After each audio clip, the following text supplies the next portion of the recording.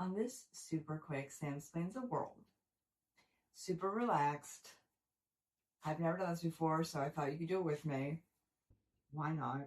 We're going to do that viral thing I've seen on the old internet machine, graham cracker, in which people cut apples into discs, cut out the middle, and then take a strip of pie crust already made and like wrap it around like a mummy after they've dunked the apple in like a cinnamon sugar concoction. So here we go. Let's just see how it goes. I have no idea. I figured you can join me. You can learn the trials and tribulations together.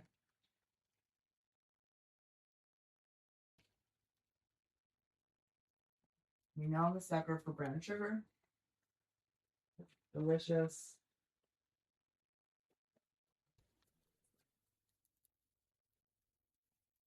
We'll do a little white sugar, the granulated kind, make it a little bit easier to adhere to things. We'll mix just a little. And if I need more, I'll add it.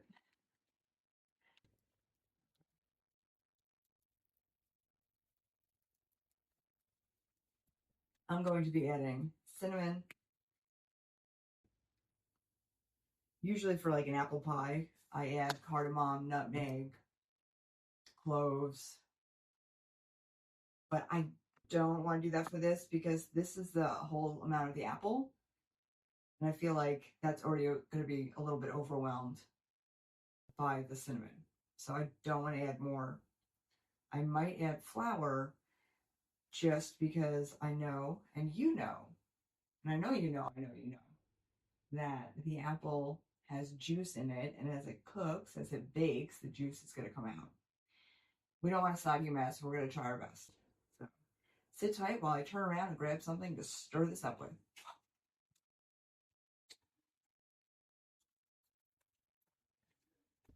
See those cat-like reflexes? That was...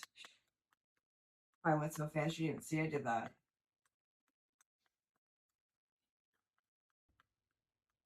Right, nice and mixed. You know what I just thought of? That delicious syrup, the apple cider syrup. I am 1000% going to dunk the apple ring in here, then put in the sugar because I can, because I have it. And hopefully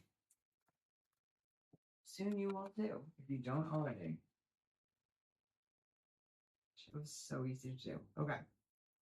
But first, let me just cut out some of the center parts. Some of you might have one of those core things that's just like the round metal cylinder on a stick in a way. And that's cool. Yours will come out more cylindrical. It doesn't matter. It's gonna be delicious. It doesn't matter at all. Let me just do one so we can do it together.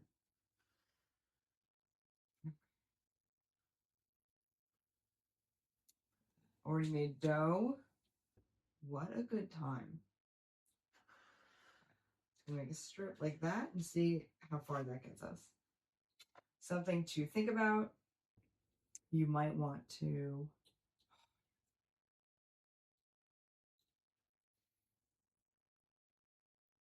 get like a butter wash, or if you're traditionalist and you'd rather like the egg whitewash, which makes it look crispier and prettier, but the butter wash, as I've mentioned, is tastier. So you also don't have to do a wash at all. Okay. Really coat it like you're making fried chicken. Oh yeah. I want to eat this straight up, but you're watching some of the function, I guess. And now is the hard part.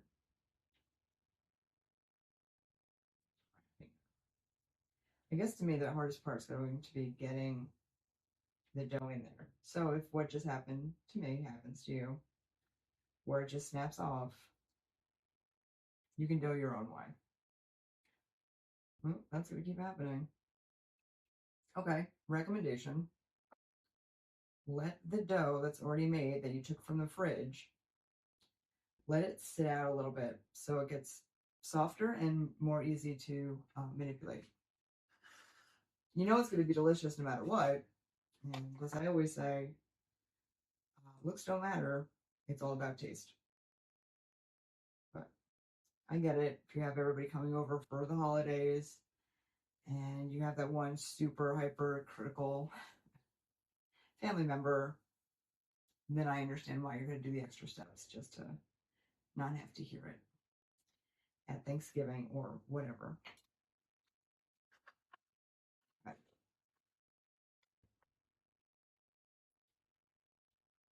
Some of that. Kind of don't mind some of it showing.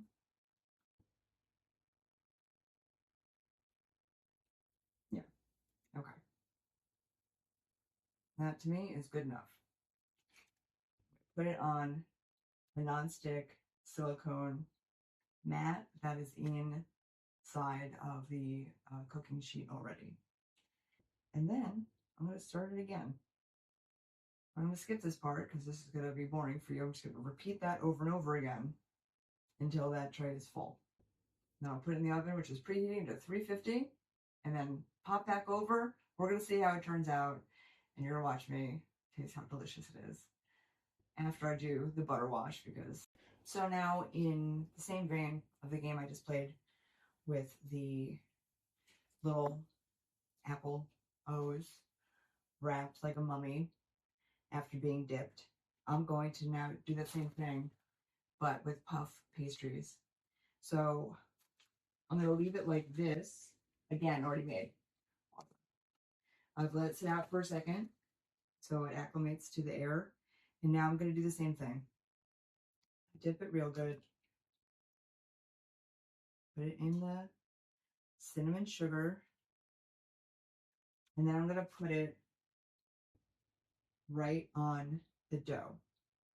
And the reason I'm doing it like this is because I'm going to cut the puff pastry into the squares around the apple rings and then put them on the tray. I also have the melted butter, so that will get brushed on once I'm finished doing this.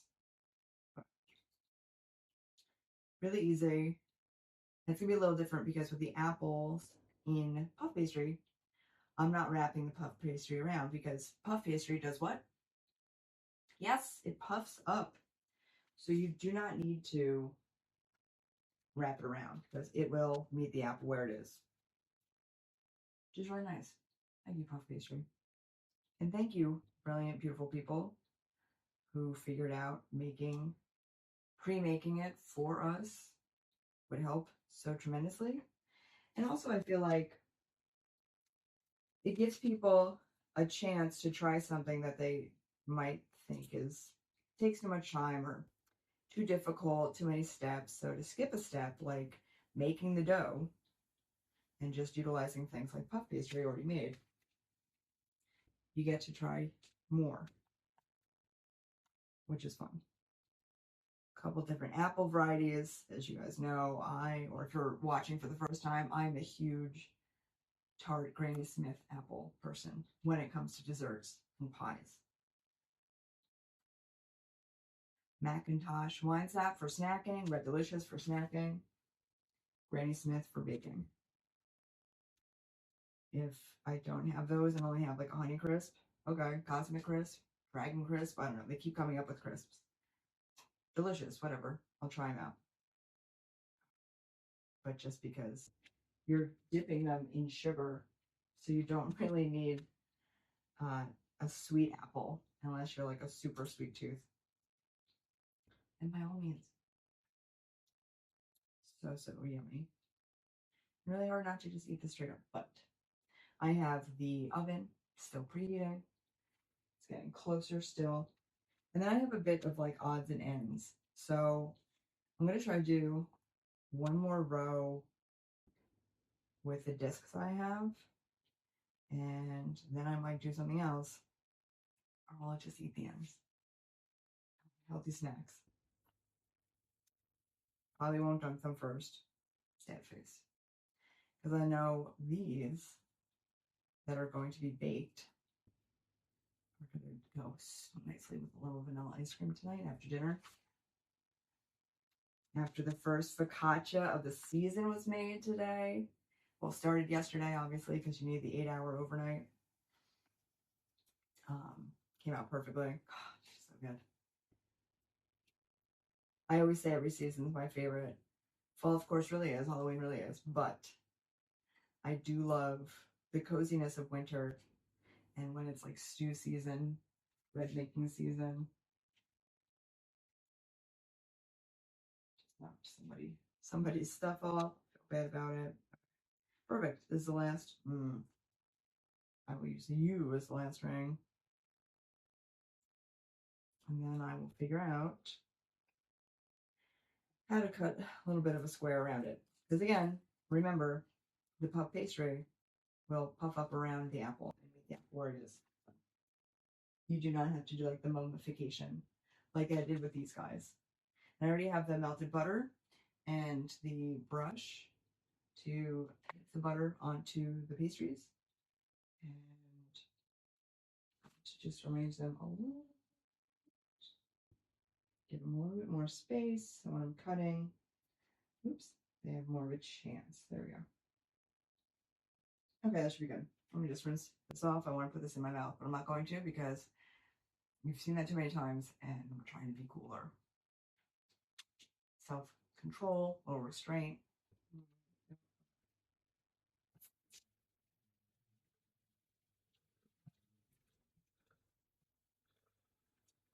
All right, let's do the old Dr. Frankenstein and cut these pups up.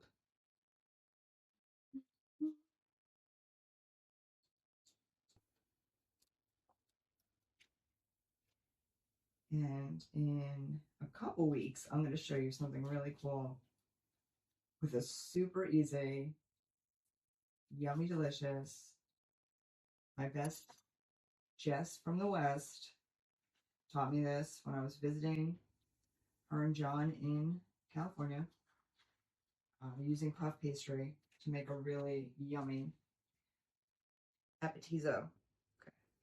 Folding the corners just a little bit, just for looks, so it ends up creating like the basket effect. But that was really easy. With puff pastry, like I said, if you caught the Halloween episode using puff pastry, just be mindful that once it hits the regular air, once it leaves the fridge, there's like a quick turnaround for the time you have to manipulate it versus the time it's kind of too tricky to do anything with, and it either has to go back in the fridge or you just kind of have to understand that your stuff's going to be a little bit sloppier than you would have liked. Which again, it's like dessert, so you're still going to eat it. It's still going to be delicious. No one's going to be like, you know what, that's not pretty enough for me. I only eat pretty things. If you do have somebody like that in your life, might I suggest losing their number? You don't need that kind of stress in your life. Nobody does. I always find that the people that are like that the most are also the ones that contribute the least. They didn't make anything, but boy, do they have opinions. Hence the birth of critics all over the world. Someone's like, I'm not going to learn how to do that better, but I'm going to have an opinion. So it's a good gig if you can get it, if you like being negative. Nice, easy, delicious. Smells good. Okay, gotta move the butter. Sorry, butter. Taking up precious space. And as I see Marmalade making her way over, oh no, she's just adjusting. She loves this weather. We knew she would, but she really loves this weather, the cooler weather. And she prefers to stay outside all of the time and to watch the birds, to listen to the neighbors. She's super cute. Okay. Need to get a second tray. Speed through that part, and then I'll show you me buttering and how delightful and nice for you. Okay, so I just finished this smaller tray and I'm just going to easily brush the melted butter.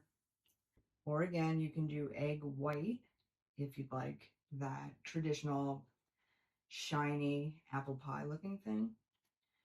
But I'm without Flavor Flav. Just ask him. And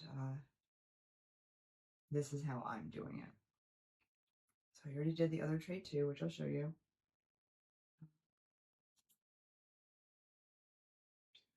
A little bit more. Oh my gosh, these are gonna be so tasty. Okay.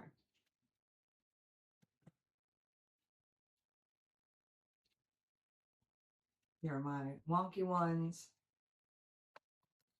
Here's the other tray.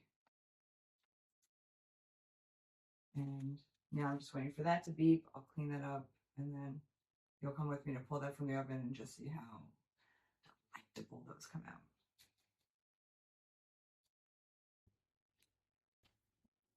Thank you for joining me.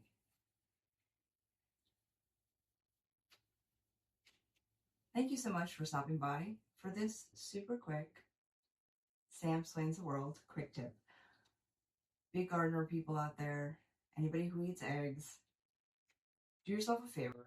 Keep the eggshells, let them dry out in the sun or whatever, and then throw them into a blender because you want to make them turn into calcium that is easily and immediately digestible by the plants.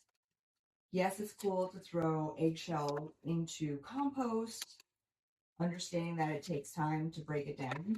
But if you want to have the ability to give your garden that boost of calcium now, perhaps you're experiencing something like the blossom end rot, which means that your plant isn't getting enough calcium. This is one way to ensure that you can try to fix it and or make sure that doesn't happen. So all of these will fit. You know, you can't grow a great garden without breaking some eggs. Somebody said that once. Could have been me just now. Pretty sure it was someone famous and really, really smart. If not, feel free to quote me and understand that everything I say take with a grain of salt because sometimes I'm being funny or not, depending on if you understand or like my humor. So when I do this, when I put them outside, I make sure my beautiful marmalade puppy doesn't get to them. I think dogs can have eggs and stuff, I guess, if they're used to that kind of a thing. I just don't want to play that game and find out that she's allergic or whatever. I don't want anyone getting sick. And because a lot of our eggs are excitedly coming from our friend who has chickens, so any of the non-white eggs, they're not pasteurized. So, you know, the raw egg is a little bit sketchier in that capacity. You don't want your dog getting that. So anyway, I'm going to blend this and then show you what it looks like finished. So just sit tight while I go make lots of sounds.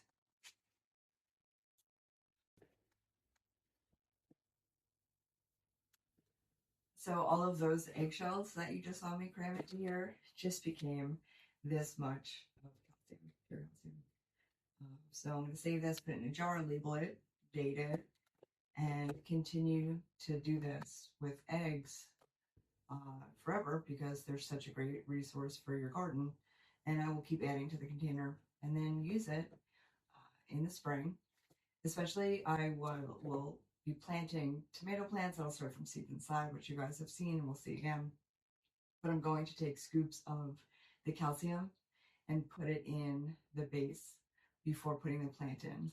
I'll mix it with some nice fertilized composted soil that I've been making. So it's not just like directly onto the roots because you don't want to burn the roots in any capacity, but it's really easy, which is like, look how much it went so little. A little goes a long way, and it's a great addition to your garden, and you already may be consuming eggs. If that's the case, this is for you. Thanks for stopping by for this quick tip. Sam explains the world. I'm your hostess with the mostest, Samantha Bremerkamp.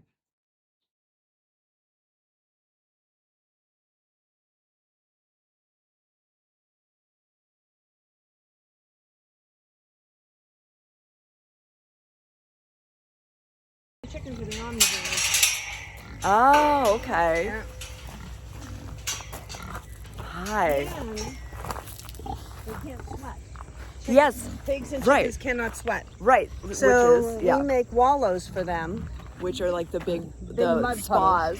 The spas over there, mud Yeah, spas. to keep them cooler, and the mud actually works as a sunscreen for them awesome. too, because the lighter pigs will burn. Right, which makes sense. Which is why all of these pigs are half dunked, because they were having a good cool off in the mud. Now they're eating off of mama. Oh, okay. Oh my God, yes! Look at those babies having a good little that's breakfast. the mom, and that's the dad. Dwayne Dwayne the dad. He looks like a. He does. He is a big boy. And then of course Mama with the babies. They're so cute. Look how little that little tiny piglet is. Which is understandable why people always think they want a pet and then don't realize how big they get.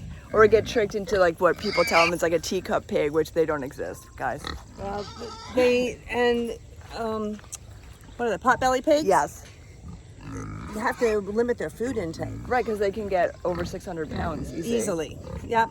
But they're very smart, and I would think they would make great pets. Yes, because yeah. we actually train the ones that we're going to keep for breeders to follow us for food. Oh, very cool. We go in with them right, and feed them in different spots. Wow, yeah. Because when it comes time to move them from pasture to pasture, they just walk with us. Oh, that's awesome. Yeah. That's very cool.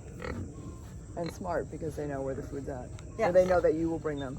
And then all of this is like what, Quinzan lace and stuff, and wildflowers, which is great for pollinators too, and probably a delicious snack. Yes, and we have patches of milkweed that we keep for the monarch butterflies too. Awesome. So awesome. And they're like, oh. I'm like, would you rather eat pork from pigs that have been this happy? Yeah, look how they're having the best time ever. They have this great irrigation system so they can drink whenever they want. They're in this beautiful field with wildflowers, living their best life. Oh, and they want breakfast, so they're running. TV usually brings breakfast. Funny. They're totally gonna get fed. Don't worry about it. And we can tell they're fed well, so we don't have to feel sad or worry about them in any capacity. But pretty well. I can only imagine how much better it tastes when they've lived a very happy life. You can tell. So This place is how to take care of awesome. The animals is very based on Temple Grandin. Have you ever heard of her? No. Temple Grandin is a really cool lady. She's in her late 70s. She's autistic. Oh, wow. She has a PhD in animal behaviorism Wow. and teaches at the University of Colorado. Very cool. And she is all about animal welfare. So she wrote a book called Animals Make Us Human, which is cool. actually a very readable book. Every chapter is a different animal. Cats, dogs, pigs, cows. Cows are her main thing. So that she's like, if we're going to raise animals, they should be raised and slaughtered humanely. Right. So we try to do what Yeah. Temple said. Yeah. And I mean, that book That's really... awesome. We have to all read it. We should all read that. It's a immediately. really good book, and like I said, it's very readable. That's great. And yeah. talks about wild animals. It talks about zoo animals, I think, if I remember. It's been a long time since I read it, but I'm sure it does. there's actually a movie called Temple Grandin on HBO. Oh, awesome! An HBO movie. Very cool. That Claire Danes won an award for playing her. Well, I'm definitely gonna watch it Yeah. and read it. We know I'm a big reader, so that's awesome. Yes. And we're being followed again because It's breakfast. it's time. breakfast time. This is Violet. She's super pregnant. Yeah. She's super cute. She doesn't want to talk about it because it's a little too warm for her. Because as we just learned, pigs don't sweat or anything. Yeah, And but those guys can go into the woods. And Oh, they do. They have the yes. woods to go into. look at her belly. How many do you think she'll have? She usually has at least 8. At least 8 little baby piggies are coming. How cute. Don't touch your nose to that. You'll be sorry, Dwayne. Oh boy. Word to the wise, don't touch that. Okay. Oh, and then you can go. Look at these piglets being so silly, tackling each other. And like, look how little they are compared to their family. Get back. Oh. A little piglet escaped, but luckily went right back in. They haven't been fed yet. Yeah, that's why we're being stalked, because it's breakfast time for them. Let's get out of here before we become breakfast. Oh, they're following us. I love it. Delicious, delectable, and as you know, one of my favorite things is the spillover of the sugar concoction. So you can decorate with them. It's like painted glass. I think making homemade gingerbread houses. But it's like just delicious to add. If you've ever gone to like a super fancy restaurant, they often have something like that added to it, just to add to the pizzazz. But if you were using one of these really cool silicone like cookie mats or baking mats, and you're making something with apple pie the way that I've been showing you, and there's the spillover of the melted sugar, before you panic and feel like you can't remove it, obviously being careful to touch the hot pan, if you lift up the mat, the hardened material comes with it. Of course, now I should have recorded faster, but that's okay. But that's how you do it without it getting too destroyed. And you slide it to wherever it's going. Whoop, don't lose your flag. There you go. And then whatever's left over, you can either use to decorate or you can just eat it the way I've been doing it. That's it. Let's see how this went. We'll try one of both.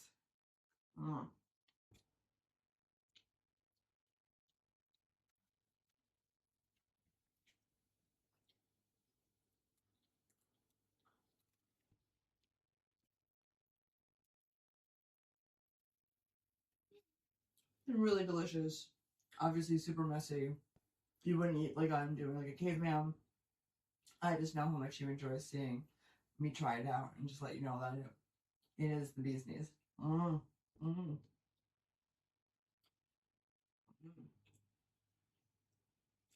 I didn't want to overheat them. Over at our house, we like to heat them up for dessert. So they'll get popped back into the little oven, and then the ice cream will be put on top, and that'll be dessert. This is just like an afternoon snack leading up to dessert for later. But anyway, thank you so much for joining me, Samantha Bremkamp, on Sam Explains the World, showing you how you can, once again, take apples, do something different, and come up with some fun, festive, crazy other ideas for desserts, because why not keep trying new things?